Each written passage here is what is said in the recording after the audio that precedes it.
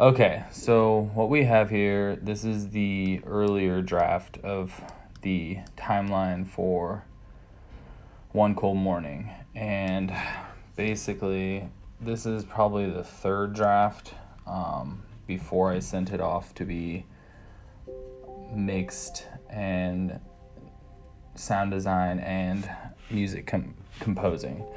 But basically, as you can see, this is the audio from the camera, and then I synced up the audio from the video. What I first start is you gotta be organized. So I have all the dialogue audio in one folder, drone footage in a folder, effects in a folder, music, that's probably my temp music in a folder, sequences, sounds, and all the video files.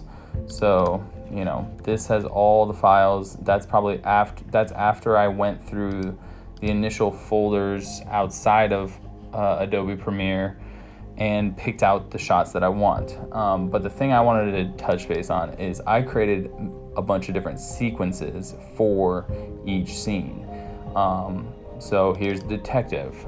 Here's the scene, the three different scenes. That one's not as, but the car scene, you can see here, these are all the cuts. These are all the cuts I made out of it, and then I put it over here. But these are all the raw files, so that if I did need to fix something, I also had a backup right there. So that's kind of how I did it. So you have like the party stuff, and you have my cuts over here, I think, or maybe this is probably it. And then I would copy and paste that into the larger film timeline. And so, here's the Xbox scene. Over here you'd probably find Xbox scene right here. So I took my final cut and I added it to the bigger sequence.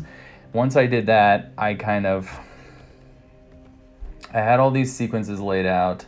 I also put the credits in there, so I had to get those shots. I did my own color grade before the colorist would, so I can actually show you. If I turn this off, there's the original shot, and I also have the overlay. So that's the original shot for all these.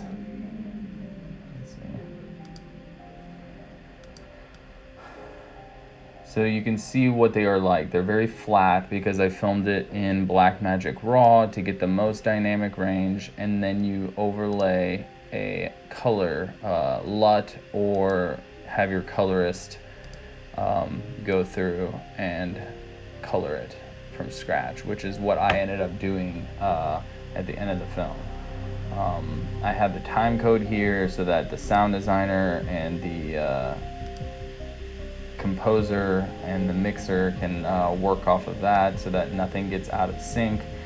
Then basically what I did was exported this file, sent it off to those people to do what they do good, the composer and the mixer, and they sent me back different files.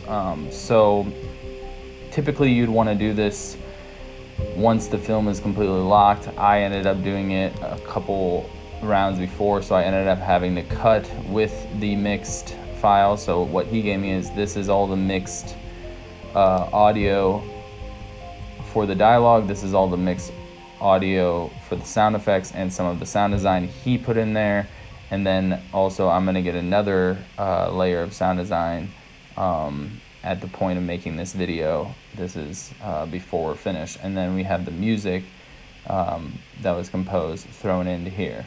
So this is basically the final timeline before color, but I just wanted you guys to see kind of a little bit how I did this kind of stuff.